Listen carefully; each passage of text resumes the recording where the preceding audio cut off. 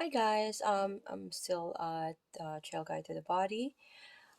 Still presenting a diaphragm, um, how to palpate or locate the diaphragm, and we are proceeding to page 214. Okay, so when do you usually use your diaphragm and intercostals? While you're singing at the Metropolitan Opera, when you're blowing up a balloon, if you're doing a deep breathing during meditation, and also during a triathlon or swimming, biking, or running all together. Okay, so move slowly, communicating with your partner as you palpate. If at any time he does not feel safe or comfortable, gently remove your hands. Okay, as you can see in this image here, the client is in a supine position, whereas the therapist is trying to palpate the diaphragm. Okay, so with partner in supine, with knees bolstered, we have to make sure that they are always bolstered. Okay, locate the inferior edge of the rib cage, lateral to the xiphoid process. Keep in mind this is a very sensitive landmarking. Okay, be careful when you're trying to access this. Number two, you're going to lay your tam pads just inferior to the ribs on the abdomen and ask your partner to take slow, deep breaths. Moving only as your partner exhales, you slowly press and curl your tam pads underneath the edge of the ribs.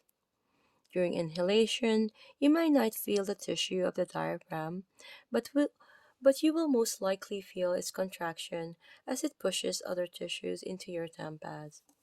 Okay, you're going to ask your question. Are your thumbs curling under the ribs rather than sinking into the abdominal organs? Ask your partner to breathe into his belly and notice how the abdominal regions expands as the diaphragm contracts.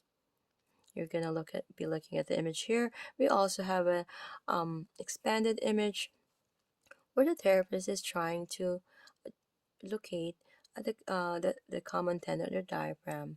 Okay, where your partner is in sideline. My apologies, sideline position. The therapist's fingers is curling around the ribs to access that diaphragm there. Okay, try the above procedure with your partner side lying and his trunks flex slightly. This position will allow the abdominal contents to shift away from where you are accessing. This is the same manner when we're trying to do psoas major release. It's really important. The positioning is really important because it relaxes somehow the muscles, right? The heart is affected by the motion of the diaphragm. So as the heart's fibrous pericardium is attached to the diaphragm's central tendon by ligaments, so the heart literally rides up and down on the diaphragm as you breathe. The yogis were right. Breathing can massage the heart.